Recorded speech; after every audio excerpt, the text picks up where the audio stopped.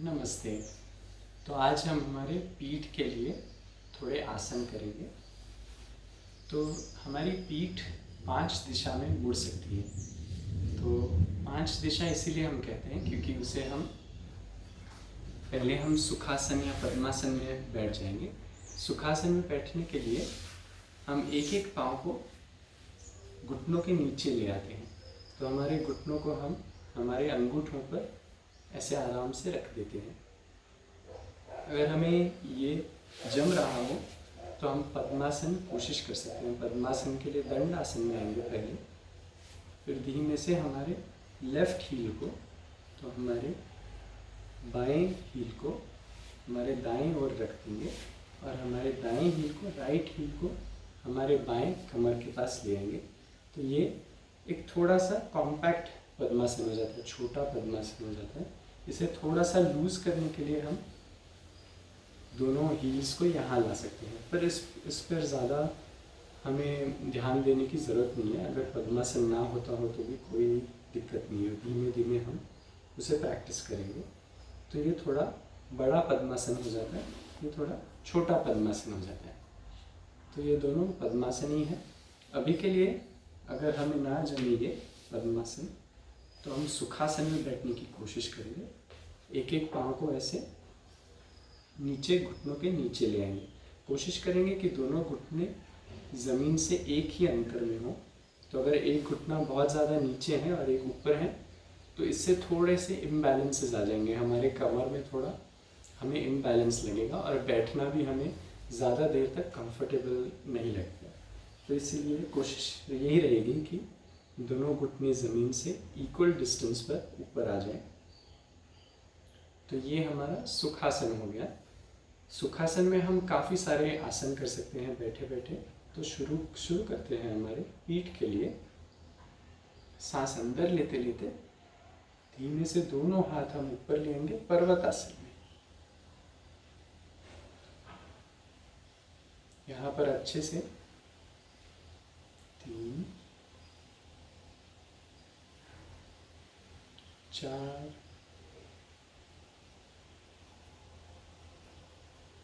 और 5।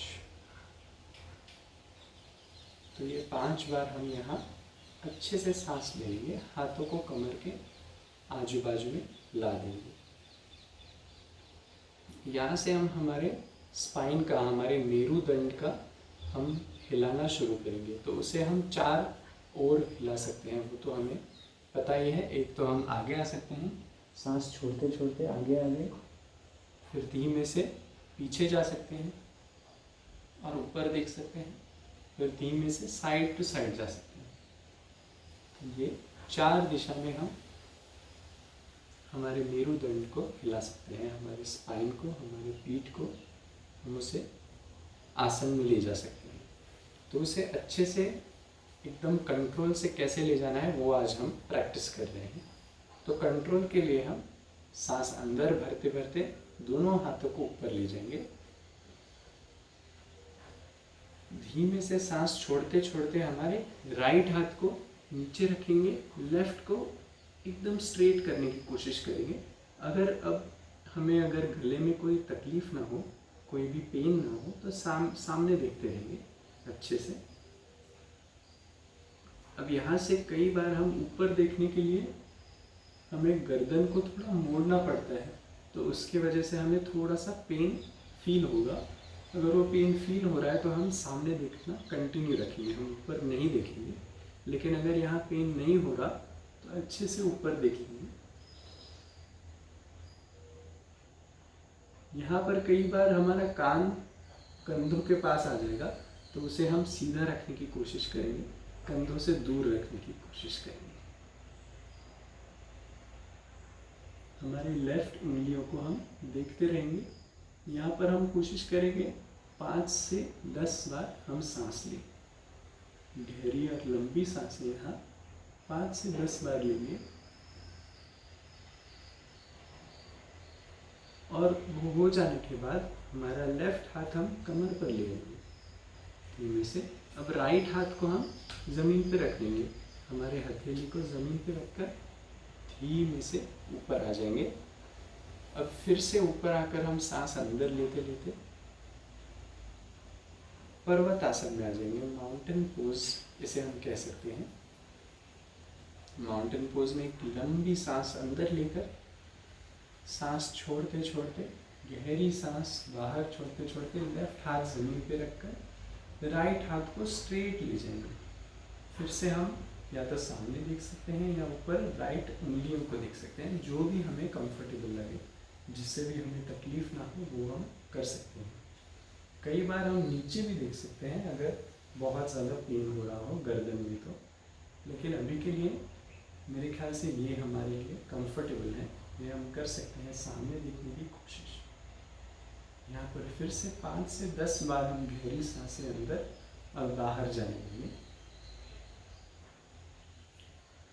कोशिश यही रहेगी कि हमारे कंधे और कान के बीच में अंतर अच्छे से बना रहे। जो हाथ ऊपर है उसके भी हाथ और कान के बीच में थोड़ा सा अंतर बना रहे, लेकिन हम अच्छे से हमारे ये साइड को, हमारे राइट साइड को पूरा अच्छे से स्ट्रेच कर रहे हैं, उसे अच्छे से लंबाई दे रहे हैं। यहाँ पे हमने 5 बार गहरी सांस या 10 बार गहरी सांस ले ली है। अब यहाँ से हम धीरे से राइट हाथ को हमारे कमर पर रखते हैं। कई बार हम काफ़ी समय तक एक आसन में होते हैं तो खून का वहाँ पहुँचना मुश्किल हो जाता है। जैसे मैंने ये हाथ ऊपर रखा था तो वहाँ तक खून पहुँचना थोड़ा मुश्किल हो जाता है, तो उसे थोड़ा टाइम देंगे, नीचे लाकर थोड़ा टाइम नॉर्मल हो जाए। उसके बाद हमारा लेफ्ट पाम, हमारे हथेली को हम ज़मीन पे रखकर धीमे से ऊपर आ जाएंगे और सीधा फिर से सुखासन में बैठ सकते हैं हम यहाँ पर। अब सुखासन में आ गए।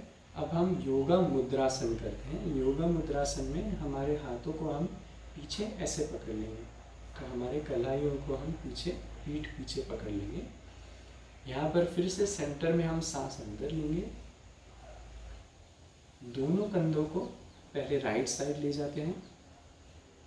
सांस बाहर छोड़ते छोड़ते हमारे सिर को या हमारे चिन को हम घुटने की तरफ ले आएंगे। जितना भी हम आ सकें उतना हम नीचे आने की कोशिश करेंगे। सांस अंदर भरते भरते फिर से हम सेंटर में आएंगे। सांस को छोड़ते छोड़ते हम लेफ्ट साइड में टर्न करेंगे, दोनों कंधों को लेंगे लेफ्ट साइड में, धीरे से नीचे आएंगे। हमारे चिन को घुटनों पर टच कर देंगे या हमारे फोरहेड को, हमारे सिर को हम घुटनों पर टच कर सकते हैं। अगर हम यहाँ सेंटर में हैं, अगर हम इससे नीचे नहीं आ पा रहे या इससे नीचे नहीं आ पा रहे तो कोई भी दिक्कत नहीं है। यहीं से हम धीमे से सांस अंदर लेकर सेंटर में आ जाएंगे। धीरे धीरे जब हमारे हिप्स में थोड़ा फ्लेक्सिबिलिटी बढ़ जाएगा, मोबिलिटी बढ़ जाएगा, तो वो धीरे धीरे खुद ब खुद हम नीचे आ सकेंगे। हमें हमेशा नीचे, हम अब सुखासन में आकर रिलैक्स करते हैं, आराम करते हैं। हम हमेशा सोचते हैं कि जब हम आगे आ रहे होते हैं तो हमारी रीढ़ की हड्डी काम कर रही है, तो बिल्कुल उसका थोड़ा काम है, लेकिन सबसे ज़्यादा हमारे कमर का काम है, हमारे हिप्स का काम नीचे आने में होता है।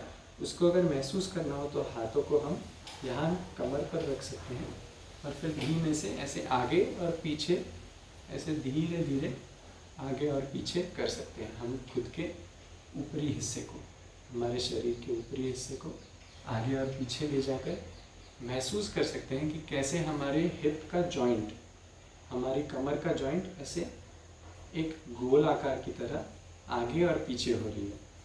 तो उसे हम महसूस कर सकते हैं, उसका हम नॉलेज ले सकते हैं। ये हो जाने के बाद मैं हमेशा ऐसा रिक्वेस्ट करता हूँ कि आप लेफ़्ट साइड में ऐसे सो जाएं, लेफ़्ट साइड में ऐसे सो जाएं।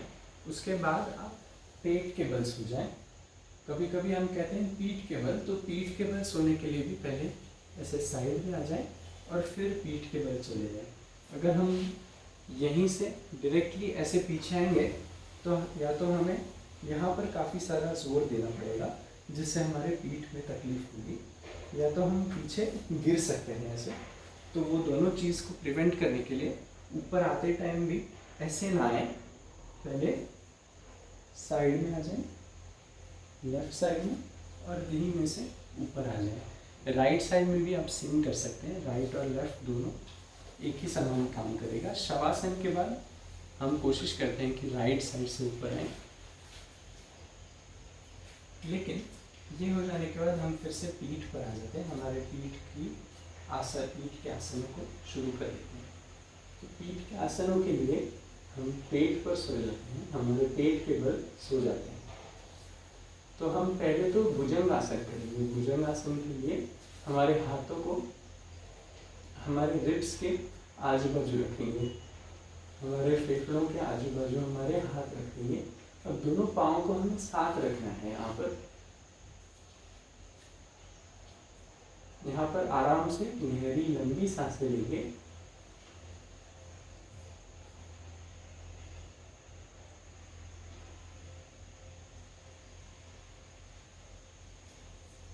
अब हमें कोशिश ये करनी है कि हाथों पर 20% से ज़्यादा हमारा वजन ना जाए। तो 10% ये हाथ में और 10% ये हाथ में। तो हम 20% हमारा शरीर का वजन उसमें डालेंगे, और सबसे ज़्यादा वजन हमारे पाँव के यहाँ पर होगा। तो हम एक सांप को देखेंगे तो उसकी टेल को, उसकी पूंछ हमेशा ऐसी स्ट्रॉन्ग होती है, वो ज़मीन पे अच्छे से दबी हुई होती है। तो उसकी वजह से वो उसका डंक उठा सकते हैं। सांस अंदर लेकर हमारे सिर को उठा लेंगे, बाहर छोड़कर फिर से नीचे चले जाएंगे। ऐसे हम 5 बार करेंगे। एक और बार करेंगे। सांस अंदर, सांस बाहर, सांस अंदर, सांस बाहर, सांस अंदर, सांस बाहर, सांस अंदर, सांस बाहर। अब हम और एक उसको थोड़ा ज़्यादा मुश्किल बना सकते हैं, और थोड़ा हमारी पीठ को हम काम करवा सकते हैं। धीमे से सांस अंदर,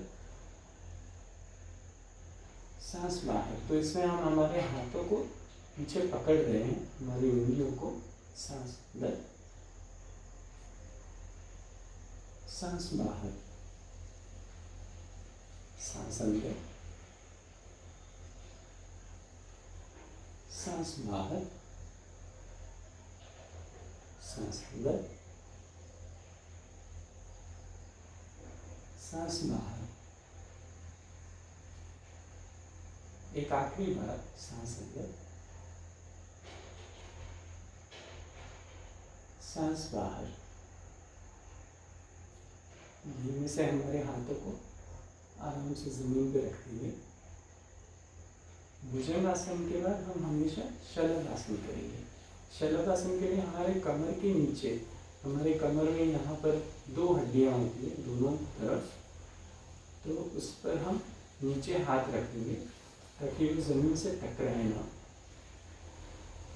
अब हम दोनों पाँव साथ में रखेंगे। कई बार लोगों को यहाँ तकलीफ होती है, तो थोड़ा कमर जितना अंतर ला सकते हैं पाँव में। कोशिश भी करेंगे कि दोनों पाँव साथ में रखें। यहाँ से अब हमारे कूहनियों को, हमारे एल्बो को हमें ज़मीन पे आराम से रखना है। शलभ आसन के लिए हमें सांस अंदर लेकर एक एक पाँव ऊपर उठाना है। तो शुरू करते हैं शलभ आसन। सांस अंदर, सांस बाहर। अब लेफ्ट पाँव उठाइए, सांस अंदर, सांस बाहर। राइट पाँव, सांस अंदर, सांस बाहर। लेफ्ट पाँव, सांस अंदर, सांस बाहर। राइट पाँव, सांस अंदर, सांस बाहर। लेफ्ट पाँव, सांस अंदर, सांस बाहर, राइट पाँव सांस अंदर, सांस बाहर, आखिरी बार लेफ्ट पाँव सांस अंदर, सांस बाहर। अब मकर आसन में हम आराम करेंगे। मकर आसन के लिए हमें दोनों अंगूठों को खुद खुद के ओर ले जाना है। जैसे हम शवासन में कहते हैं कि राइट टोज को राइट ओर ले जाएंगे, लेफ्ट टोज लेफ्ट ओर ले जाएंगे, वैसे ही यहाँ पर भी मकर आसन में राइट टो को राइट साइड, लेफ्ट टो को लेफ्ट साइड ले जाएंगे। दोनों हाथों को निकाल कर हमारे चिन्ह के नीचे रख देंगे। यहाँ मकर आसन में हम आराम करेंगे।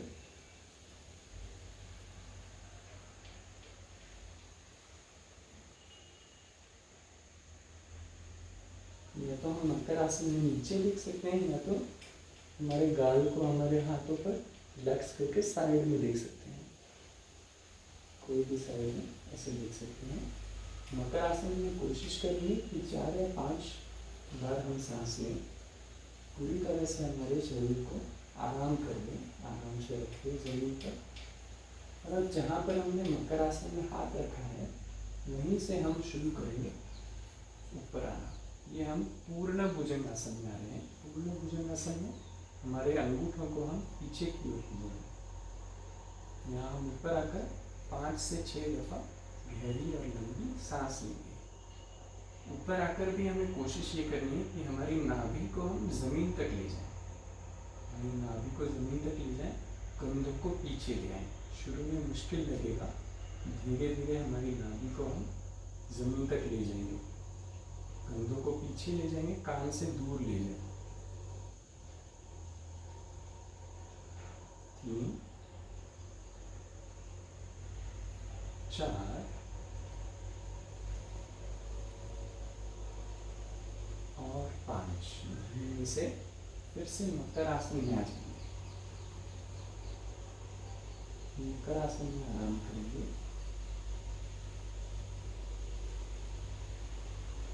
मकर आसन के बाद हम फिर से भुजंगासन के एक और तरीके से प्रैक्टिस करेंगे। तो इसके लिए हमने जहाँ पर भी कूनी रखी है, वहाँ से हमारे हाथ हम आगे ले जाएंगे और धीमे से ऐसे ऊपर आ जाएंगे। इसमें हम थोड़ा सा ही ऊपर आ रहे हैं। हमारे पेट को हमें ज़मीन पर ही रखना है। पेट को ज़मीन पर रखना है, कंधों को कान से दूर ले जाना है। हाथों को आगे रख सकते हैं, या तो हाथों को कंधों पर रख सकते हैं, जो भी हमें अच्छा लगे। कंधों पर रखना थोड़ा और मुश्किल हो जाएगा, तो हाथों को ज़मीन पर रखेंगे तो भी चलेगा। कोशिश यही रहेगी कि हमारा पेट पूरी तरह से ज़मीन पर हो।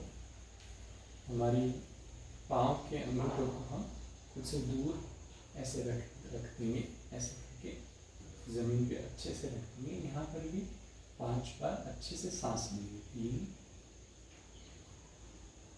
4, 5। धीमे से यहीं से मकर आसन में आ जाइए, आराम करेंगे। मकर आसन में हम 5 बार सांस लेंगे। 2, 3, 4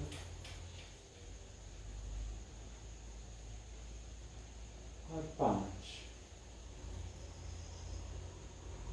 वहाँ से हम धीमे से हमारे पाँव का और हाथों का इस्तेमाल करके शशांक आसन में आ जाएंगे। शशांक आसन में हम पहले वज्रासन में बैठेंगे, फिर धीमे से हमारा पेट हमारे जांघों पर आराम से रख देंगे, थाइस पे रख देंगे। दोनों हाथों को हम पीछे लेंगे और कंधों को आराम से नीचे जाएंगे।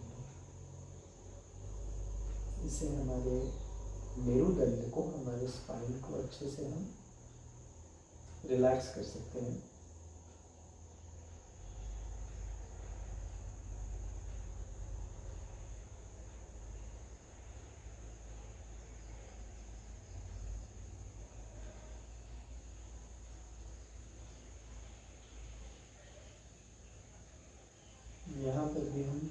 से 6 बार सांस ले सकते हैं। 4, 5, 6। एकदम अच्छे से आराम से हम हाथों को आगे ले जाएंगे, जितना हो सके उतना आगे ले जाएंगे। ये हमारा माप हो जाएगा।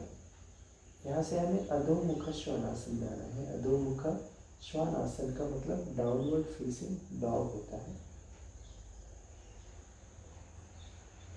अधोमुख श्वानासन में आने के लिए हम पहले तो हमारा सिर जमीन से उठा लेंगे और उसके बाद हमारी कमर को हमारे हील से ऊपर ले आएंगे। तो हम शशांकासन में हैं।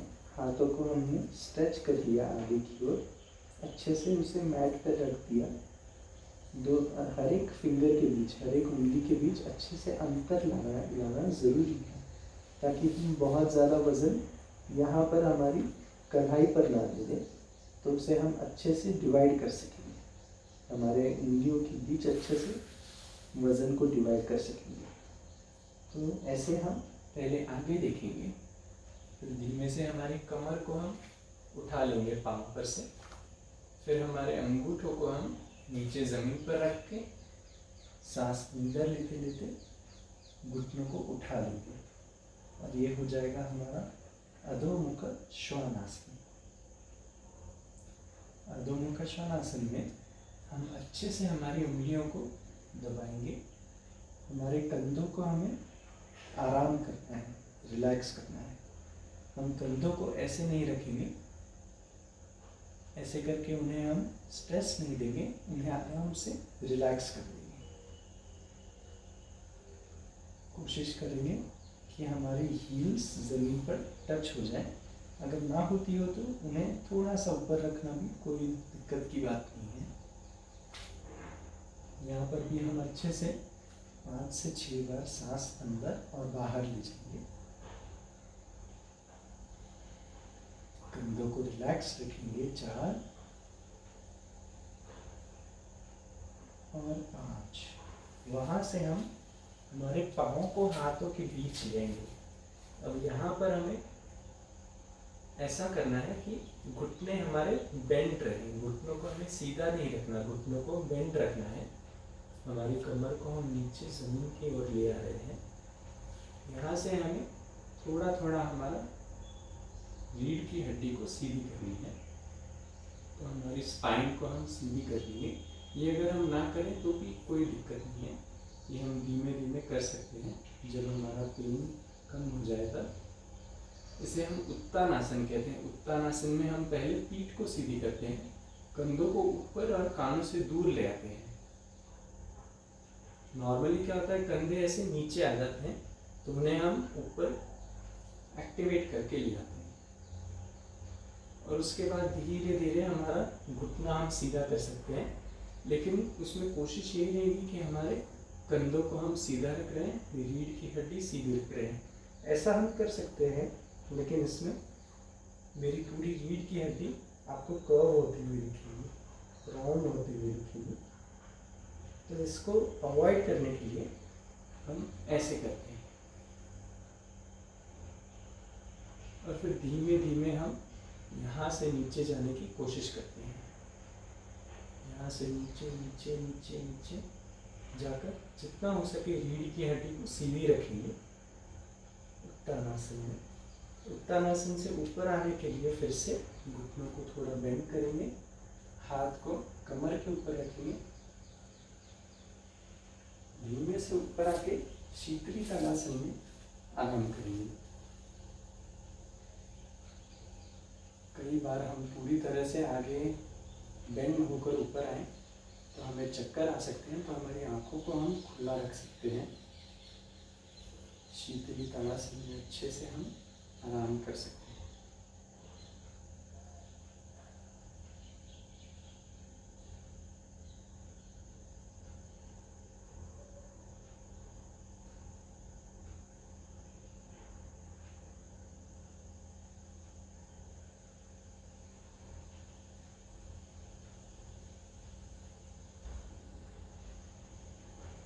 यहाँ पर हम धीमे से फिर से सुखासन या वज्रासन में बैठ सकते हैं, पद्मासन में भी हम बैठ सकते हैं।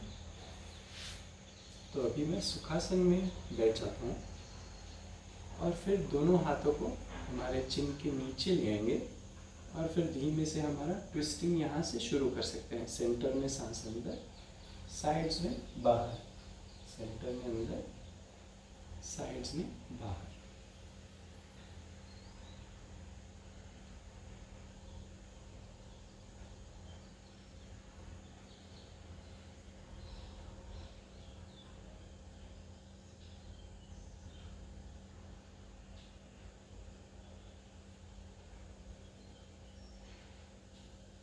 एक आखिरी बार सेंटर में अंदर और साइड्स में सांस बाहर। धीमे से दोनों हाथों को घुटनों पर आराम से रख देंगे।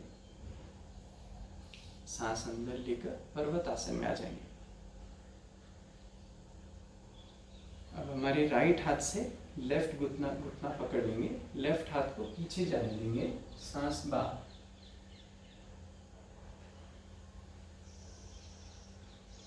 सांस अंदर लेकर सेंटर में आ जाएंगे। फिर से पर्वत आसन में सांस छोड़ते छोड़ते हमारे राइट साइड में ट्विस्ट करेंगे। तो उसके लिए हमारा लेफ्ट हाथ राइट घुटने को लगा लेंगे, राइट हाथ पीछे ले जाएंगे।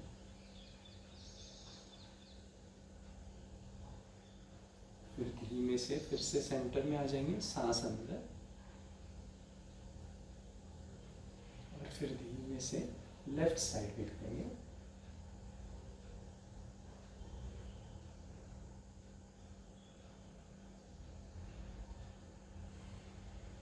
धीमे से सांस अंदर लेके लेते सेंटर में, पर्वत आसन और राइट साइड में।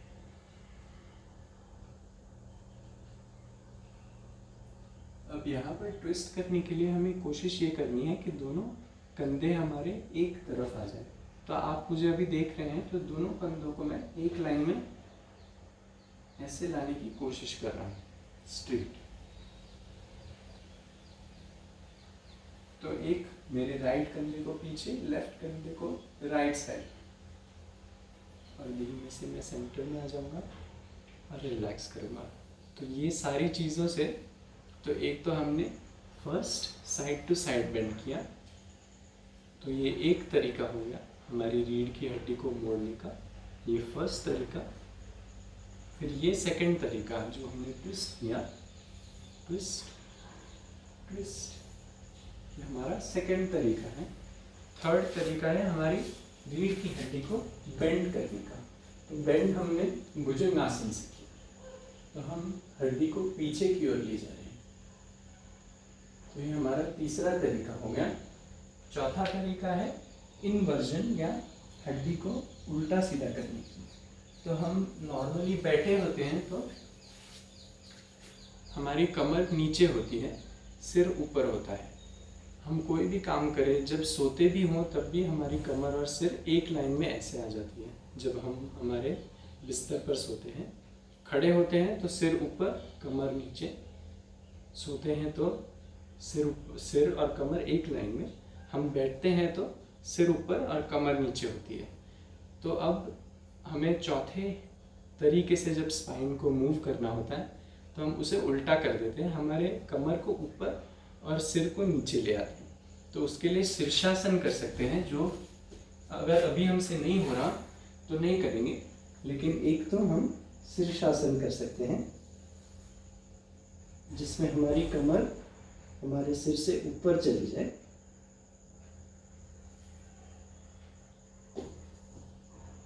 क्योंकि अभी हम ये नहीं कर पा रहे, तो उसके बजाय हम ये कर रहे हैं जिसमें हम अधोमुख श्वानासन करते हैं। तो इसमें भी हमारी कमर हमारे सिर से ऊपर चली जाती है। तो ये हम देख सकते हैं कि हमारी कमर हमारे सिर से ऊपर चली जाती है। अगर ये भी हम ना कर पाए तो हम हमारे घर की कोई भी दीवार पकड़ ले सकते हैं और उस पर हमारे पाँव को ऊपर ले जा सकते हैं। और हमारे सिर को नीचे ज़मीन पे आराम से रख सकते हैं। लेकिन इसमें भी हमारी कमर और हमारा सिर एक लाइन में आ गया, जैसे हम सो रहे होते हैं, तो इसीलिए हम अधोमुख श्वानासन या डाउनवर्ड फेसिंग डॉग पोज करते हैं, जिसमें हमारी कमर हमारे सिर से ऊपर आ जाए ऐसे। तो ये चौथा तरीका हो गया हमारे मेरुदंड को, हमारे स्पाइन को मोड़ने का। तो पांचवा और आखिरी तरीका